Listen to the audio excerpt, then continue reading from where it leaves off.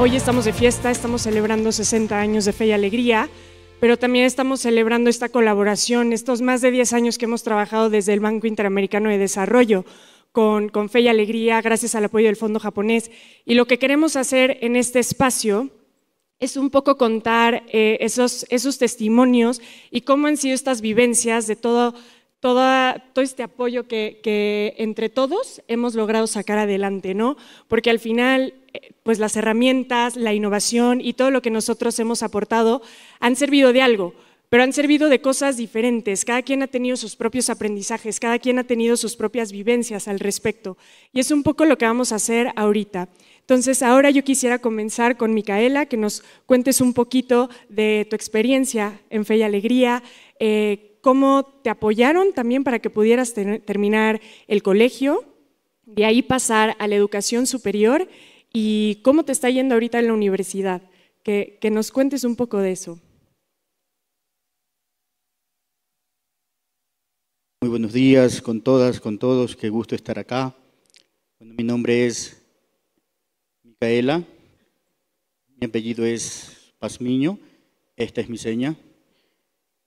Yo tengo ahora 20 años y bueno, realmente mi experiencia desde mi niñez ha sido, y quiero que sea un ejemplo para todos los que me conocen, o muchas personas me han visto. Desde el momento cuando mi mamá tuvo su proceso de embarazo, pues les digo que yo tengo una hermana gemela que es igualita a mí, ¿ok? Ella es sorda y yo soy oyente, ¿ok? Y quiero decirles que la discapacidad para mí ahora ya no es un obstáculo, sin ninguna duda, pero al principio, claro, nacimos bonitas, felices, nuestra familia feliz, contenta de vernos, pero bueno, fueron pasando los meses, 1, 2 meses, y bueno, fueron viendo algo raro realmente. O sea, ¿estábamos iguales? No, a pesar de que éramos gemelas, éramos diferentes, porque obviamente ella quizás escuchaba, mi hermana escuchaba muchas cosas, lloraba, molestaba, ¿ok?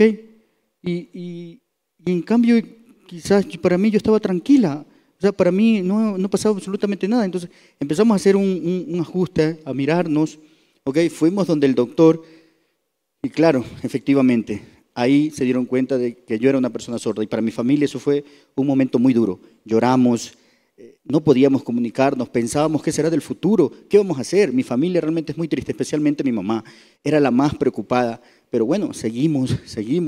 Bueno, Micaela, hay que seguir, busquemos, no importa tu sordera, ¿ok? Vamos junto con tu hermana a salir adelante, ¿ok? Intentaron ponerme implantes, audífonos, incluso en la economía esto afectó, pero realmente yo no.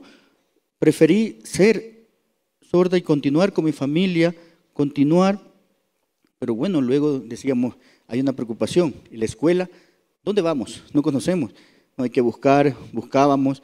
Bueno, sí, hasta que, bueno, vimos en Fe y Alegría que había una comunidad de niños sordos por ahí, bueno, fuimos, ¿sí? Cuando yo veo Fe y Alegría, realmente yo llegué sola, sin saber nada, pero cuando llegué, estaba en un mundo de oyentes, realmente al principio que yo estaba raro, ¿sí? Pero luego, poco a poco, yo fui viendo a los chicos sordos y para mí eso fue una alegría. El conocerlos a mis amigos, compañeros sordos, el encontrarme con ellos fue para mí una alegría. Yo me incluí en Fe y Alegría en la escuela y yo estoy muy feliz de eso. Encontré muchos amigos realmente. Para mí Fe y Alegría es como una familia en la cual yo me comunico. Y ahora, bueno, antes, como digo, había ese problema de preocupación, de tristeza en la familia, con nuestros hijos. También necesitamos el tema de la comunicación. ¿Ok? Bueno, entonces, ¿qué hacer? ¿Cómo hacer? Hay que seguir estudiando. Mi mamá seguía, buscamos, como digo. También encontramos el diccionario de lengua de señas, por ejemplo, que nos ayudó muchísimo a practicar lengua de señas, muchísimo. Aprendimos mucho también con el diccionario de lengua de señas. A los otros hijos de la familia empezaron a aprender, toda mi familia realmente empezó a aprender.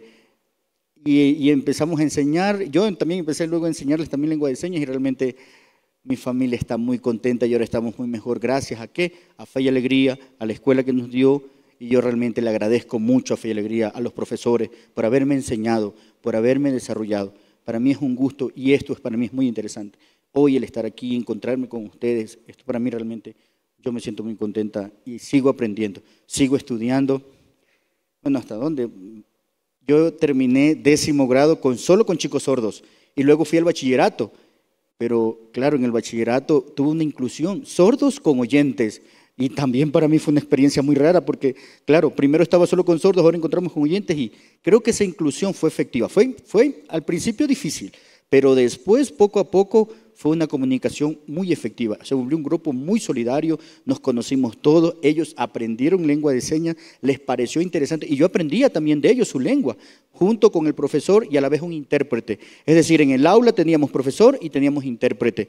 Esto nos ayudó muchísimo a la comunicación, nos ayudó muchísimo a desarrollar, ayudó muchísimo a las personas oyentes también, porque ellos aprendieron lengua de señas, incluso algunos ya hacen de intérprete, compañeros míos. Okay, y lógicamente también la tecnología, el diccionario, investigar, aprender nuevas palabras, creo que eso para mí fue muy importante y hoy yo he descubierto muchas cosas gracias a la educación y de toda la escuela. Finalmente me gradué, bueno, estoy muy feliz por eso y yo el futuro, mi sueño, yo quiero seguir, ¿okay? Yo a futuro quiero seguir, yo ahora estoy ya prácticamente graduándome en mi carrera de tercer nivel, estudio en un instituto en Santo Domingo, sí, estudio la carrera de tecnología de gestión y transporte, sí, y créanme, ahora yo me siento en igualdad de condiciones con todo, estudio con ellos, aprendo con ellos, me comunico con ellos, sin ningún problema, ¿okay? Es muy interesante, sí, al principio, como digo, todo les parece algo raro, pero después todo está bien, todo funciona bien, la comunicación es buena, juntos con mis compañeros oyentes, igual tenemos profesor también tenemos intérprete ahí, ¿sí? Claro, aunque somos nosotros quizás un grupo menor en el instituto, pero igual, buscamos estrategias que nos permiten mejorar, que nos permiten desarrollar. Bueno, yo, como les digo, quiero que cada uno de ustedes pueda, continuemos, necesitamos seguir nuestros sueños, miren este perfil, yo quiero ser una profesional también y sin duda yo lo voy a lograr. Por favor, a todos los profesores, los conocidos, abrir la mente, incluirnos. Eso es lo mejor para todos nosotros. No creen que los sordos no pueden, no saben, no. Nuestra identidad tiene fuerza, tiene fortaleza. Nosotros nos conocemos y eso es lo que nos va a ayudar a un Ecuador mejor para todas y para todos.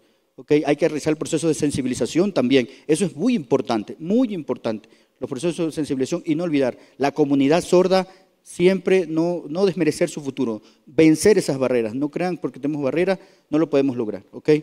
Lo que nosotros queremos, lo que nosotros vivamos, rompamos barreras, sigamos adelante, sigamos. Seguramente nos vamos a equivocar, está bien, es parte de, no importa, tenemos que continuar hasta lograr nuestro objetivo de vida y que todos podamos cada vez estar más felices y más contentos. ¿Okay? Ahora mi ejemplo y finalmente mi consejo para todas y para toda la comunidad sorda y para todos mis compañeros. Por favor, gracias a Fe y Alegría, felicito a Fe y Alegría en sus 60 años por todo el apoyo que me brindó. Gracias, les cuento, el día lunes ya me gradúo de mi carrera y estoy feliz por eso. Gracias por todo.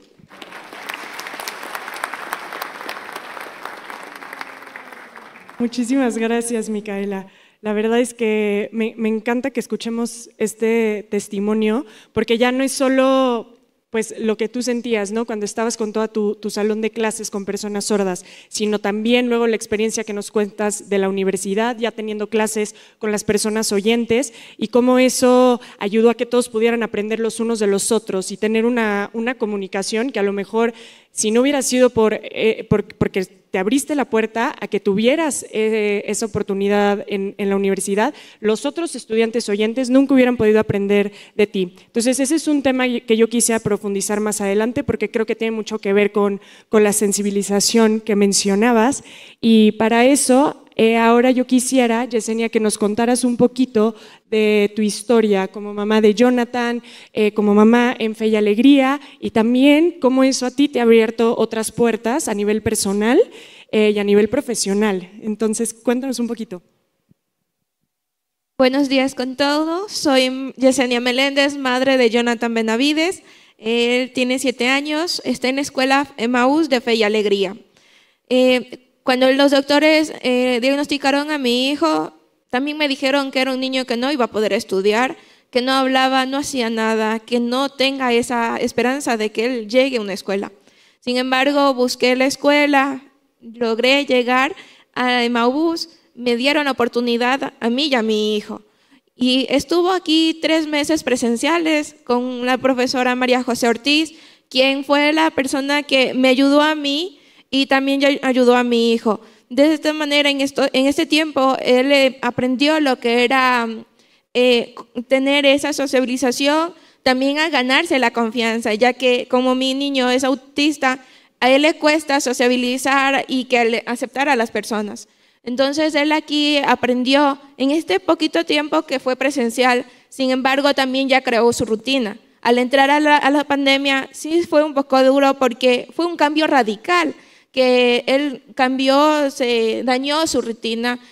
Para nosotros fue duro, sin embargo no hubo que nos deje ahí como detenidos, porque aunque tenga un pequeño celular, tuve y puedo decir que conté con la ayuda de la profesora María José, quien ella me empezó a enseñar a mí y yo a enseñar a mi hijo.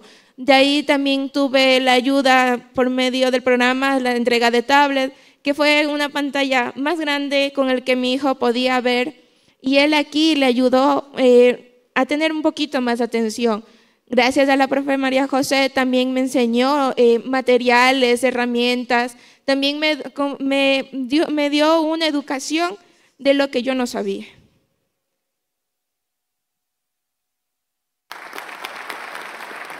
Muchas gracias, Jess. Y ahorita que estabas contando justo de las herramientas y de los materiales y estas cosas que aprendiste, ayer me estuviste platicando también un poquito que eso a ti también te inspiró para estudiar. ¿Me puedes contar brevemente de eso y qué es lo que quieres conseguir con eso? Claro, gracias a lo que empecé a ayudarle a Jonathan, también me empezó a motivar, ya que veía cómo se podía crear estrategias, rediseñar modelos de educación para él. Me empezó a motivar el cómo ayudarle. Y también encontré en un espacio llamado Diálogo de Saberes, donde hay mamitas con la misma experiencia, con el mismo paso que estoy yo, el poderle enseñar. Y fue lo que más me empezó a llenar de motivación. Gracias a este espacio, a la ayuda de mi hijo, yo elegí por estudiar la carrera de psicopedagogía, en una carrera en donde yo me encuentro ahora en cuarto semestre en la Universidad Central, aprendiendo para de esta manera poder ayudar a mamitas con esta misma experiencia, que están como yo estuve alguna vez perdida, sin quien me pueda dar ese apoyo, esa educación y quien me guíe para yo guiar a mi hijo.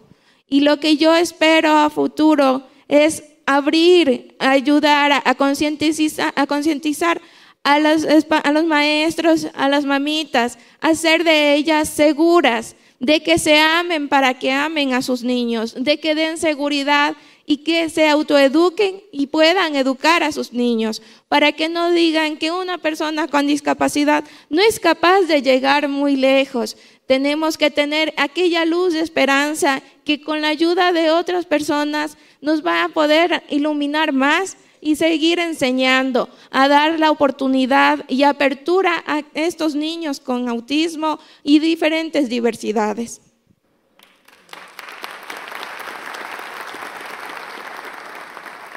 Muchísimas gracias, Jess. Creo que dijiste ahorita una palabra clave que resume también lo que nos estaba contando Micaela, que es esto de la luz de esperanza, ¿no? Porque nosotros estamos hablando de sensibilización, de querer transformar el mundo en un mundo más inclusivo, ¿no?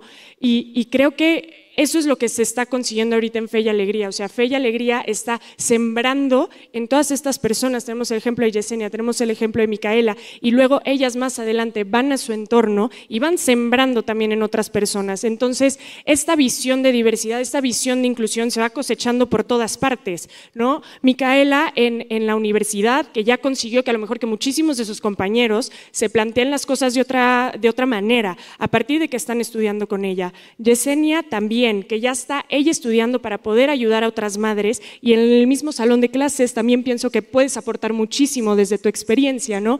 Entonces, ahí claro, tenemos a todas estas personas que viven esto en carne propia y que luego van al mundo y van dando ejemplo, y vamos como teniendo este efecto reactivo de una persona a la otra. Y con esto yo, doctora Miriam, usted como directora de la Maestría de Educación Especial, quisiera que también nos pudiera contar un poco de su experiencia, no solo que esta luz de esperanza, tomando las palabras de Yesenia, venga de las personas que han vivido estas cosas en carne propia, sino también de cómo educamos a estos maestros que nos van a ayudar también en toda esta misión que tenemos por la inclusión. Buenos días con todos y con todas. Un honor ser parte de este panel.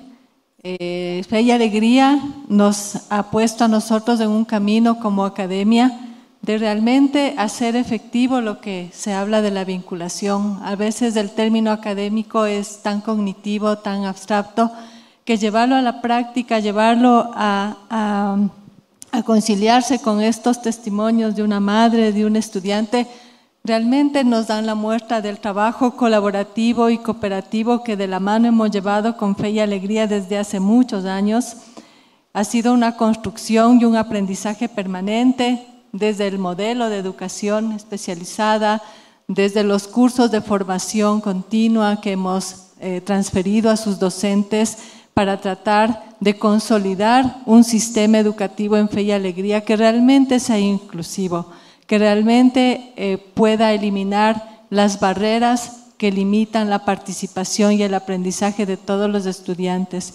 Prueba de ello es este momento donde veo muchas caras conocidas, veo muchos docentes y todos conversando del mismo tema. Eso significa que hemos avanzado en generar una cultura inclusiva, una cultura de respeto a las diferencias.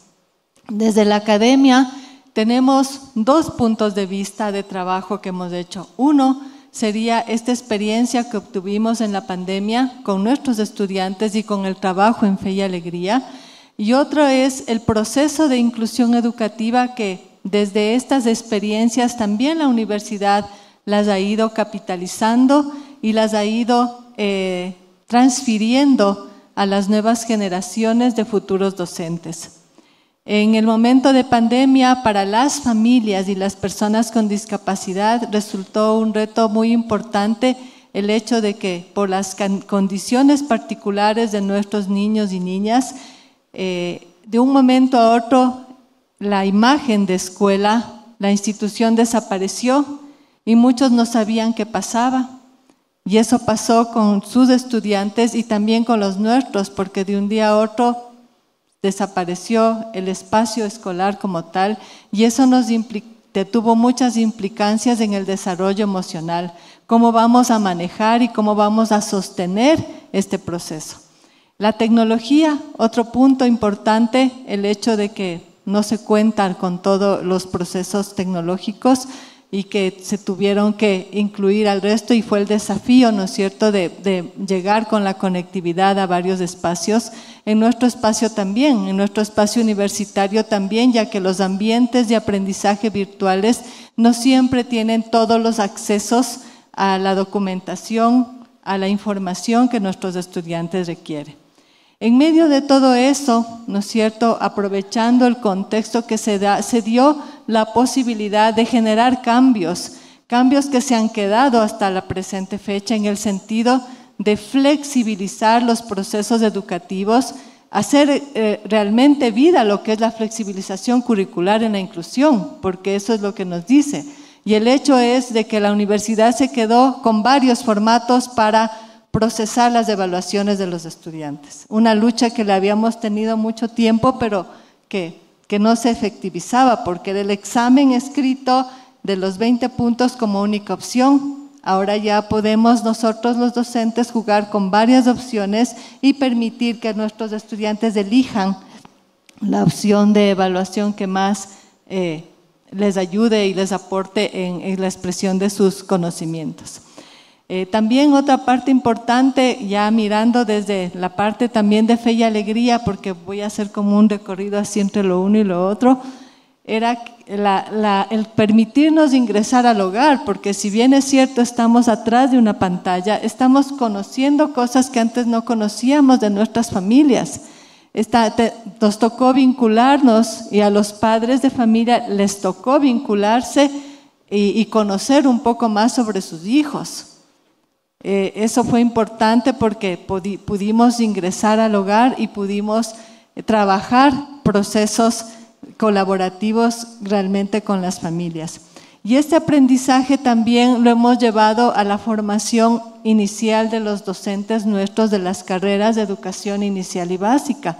Estas experiencias que hemos construido con Fe y Alegría de la realidad, nadie nos los ha contado, los hemos vivido, son parte de los testimonios que transferimos a nuestros estudiantes, de futuros docentes de esta experiencia. Como universidad, también sintonizadas con esta realidad de la inclusión de Fe y Alegría y de otras instancias, también a nosotros nos lleva nuevos desafíos la inclusión de estudiantes con discapacidad ya en el ámbito universitario. Esta experiencia nos ha permitido, ¿no es cierto?, generar en la universidad varios espacios de discusión, no tanto espacios físicos, sino espacios de cambio estructural de la conciencia que de una universidad, sus docentes, directivos, administrativos deben tener en función de la atención a la diversidad, pero también espacios de reflexión para contribuir a través de la investigación del diseño universal para el aprendizaje, cómo este tiene que ser aplicado para superar, ¿no es cierto?, aquellos modelos de integración que todavía hoy se ven en las instituciones. Decimos que estamos haciendo inclusión, pero la verdad estamos haciendo integración. Y en ese sentido tenemos los resultados de una investigación que es de la situación de la inclusión educativa en el Ecuador, que estamos por publicar, realizado en 150 instituciones, donde trabajan nuestros maestrantes de la maestría en educación especial, que más o menos hemos graduado ya a 300 personas y logramos que nos aprueben la mención de discapacidad múltiple, porque era una condición que generalmente muchas personas, los docentes, inclusive las familias, los consideraban como sujetos de cuidado, más no como sujetos de educación. Y si eran de educación, tenían que centrarse en centros especializados, porque los múltiples desafíos no eran factibles que en la escuela común sean resueltos. Entonces, hemos estado creciendo en ese proceso de entender cuál es la realidad, dar datos, generar publicaciones para que los entes responsables de la política pública los puedan desarrollar. Y nuestro proceso de inclusión se basa en tres cosas básicas, que son la valoración, ¿sí?, el acompañamiento y el desafío. Nosotros valoramos a los estudiantes nuestros no por lo que no pueden hacer por un diagnóstico, sino por sus potencialidades, y a través de eso trabajamos. Los acompañamos en el proceso de la mano con ellos, no delante de ellos y a sus familias, para que sean ellos los que promocionen y gestionen sus propios procesos de aprendizaje. Y obviamente los desafiamos a lograr las metas que se han propuesto, y a través de eso el diseño universal para el aprendizaje dentro del proceso educativo ha sido una clave muy importante para que los estudiantes puedan alcanzar esas metas que se están logrando. Ya tenemos varios estudiantes graduados, tenemos muchos en camino, los que van ingresando, pero superamos la idea de que la inclusión también es solo personas con discapacidad, ¿sí? Es toda aquella diversidad que en un momento determinado se ve en situaciones de exclusión, y tenemos que prepararnos para eso, porque si no es la idea, somos inclusivos porque tenemos personas con discapacidad, y no, por ahí no va el proceso, ¿no? Entonces, esa es la experiencia integral de trabajo colaborativo, transdisciplinario, centrado en la persona, la familia y sus necesidades, que con Fe y Alegría hemos venido construyendo durante ya varios años. Muchísimas gracias, doctora.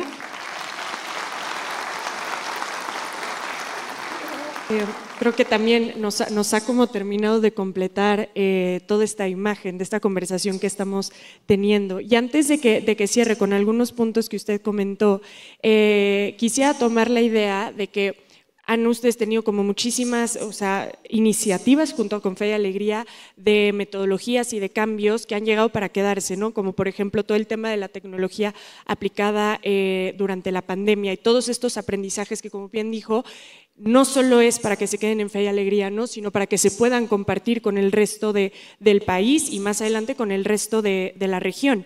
Y en ese sentido, viceministro, yo es aquí donde yo quisiera preguntarle a usted cómo es que el ministerio va a abrir esas puertas para que todas estas herramientas, todos estos aprendizajes que se están sacando Fe y Alegría en colaboración con universidades y con otros actores, cómo el ministerio, ¿qué ha hecho el ministerio estos últimos años para abrir esas puertas y qué visión tiene usted de los principales retos a futuro?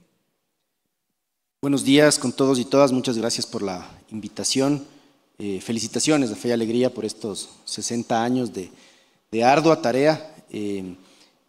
Y quiero decir en realidad que el Ministerio de Educación tuvo también que revolucionarse en función de la pandemia que nosotros vivimos. Yo recuerdo ese día en particular, el 16 de marzo del año 2020, cuando se decidió que las escuelas se cerraban, no por una decisión del Ministerio de Educación, por cierto. En Ecuador tuvimos una particularidad con la emergencia sanitaria. Las escuelas fueron lo primero en cerrar y lo último en abrir, a pesar de que siempre decimos que tiene que ser lo contrario. En las dos oportunidades, en ningún caso fue una decisión del Ministerio de Educación. El exalcalde de Quito decidió un buen día decir que las escuelas en Quito no abrían. Y se acabó la educación en la ciudad y como dominó siguió cayendo la educación en el país.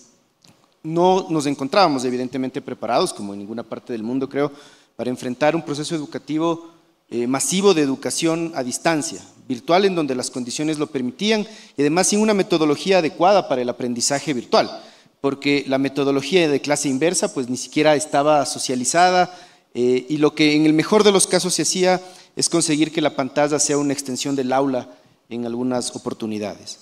La educación fue lo último en abrir, por también decisión de una alcaldesa de la ciudad de Guayaquil en ese momento, que decidió que las escuelas en Guayaquil no podían abrir sus puertas a pesar de que en el país ya venían dando educación.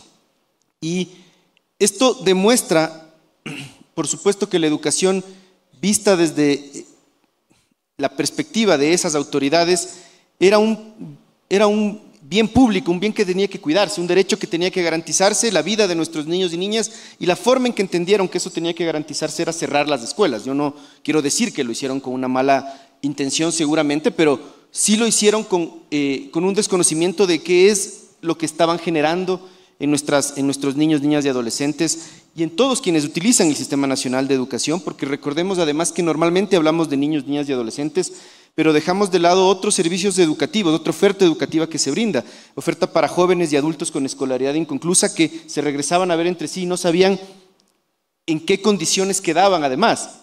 Y bueno, a partir de eso el Ministerio de Educación tuvo que implementar rápidamente una norma que ya la venía trabajando y que fue la de educación en casa, el homeschooling como se conoce internacionalmente. Se tuvo que implementar inmediatamente y se tuvo que sacar cierta normativa para poder seguir prestando el servicio educativo, garantizando el ejercicio del derecho a la educación. Pero bueno, a partir de eso nosotros hemos sacado algunas lecciones, por supuesto. Se abrieron 2 instituciones educativas, ¿por qué solo 2? Porque no se necesita más, una para régimen Sierra y una para régimen Costa, de educación virtual puramente, para ya tener condiciones instaladas, docentes especializados, docentes que se siguen preparando.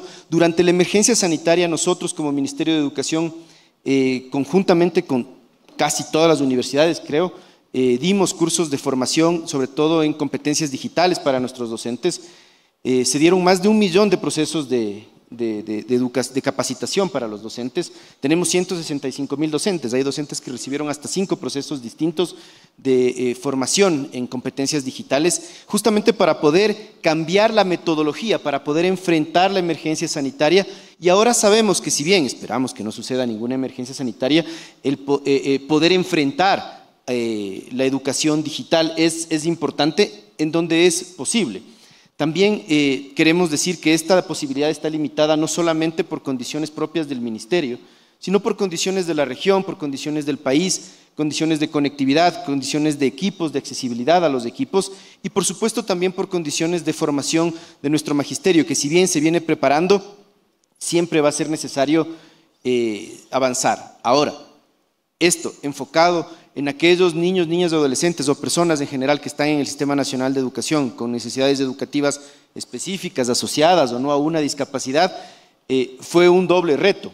Fue un doble reto porque si ya era difícil llevarlo en el aula, nosotros sabemos que llevarlo de manera virtual o de manera a distancia era una tarea realmente compleja.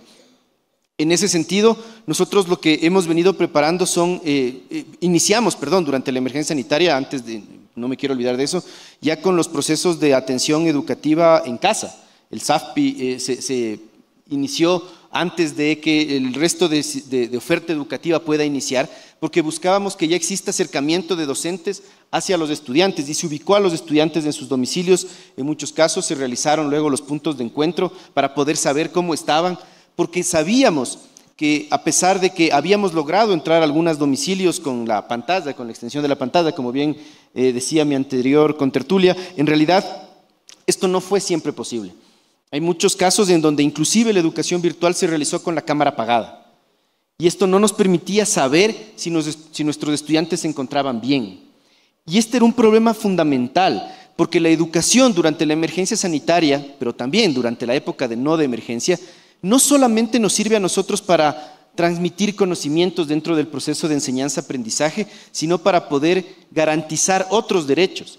La educación sirve como un primer círculo de protección de derechos de nuestros niños y niñas, y eso es algo que nosotros teníamos que llegar a saber de alguna forma. Se hizo los puntos de encuentro, se logró avanzar en eso, pero bueno, ya en procesos específicos nosotros cambiamos el reglamento a la Ley Orgánica de Educación Intercultural y establecimos ahí algo que no pensamos que iba a tener tanta resistencia, por cierto, y que fue que todas las escuelas, todas, tengan la capacidad de enfrentar a necesidades específicas asociadas a una discapacidad y dar esa oferta educativa también, vinculando así a nuestros niños y niñas en ambientes de aprendizaje ordinarios, llamémoslos así.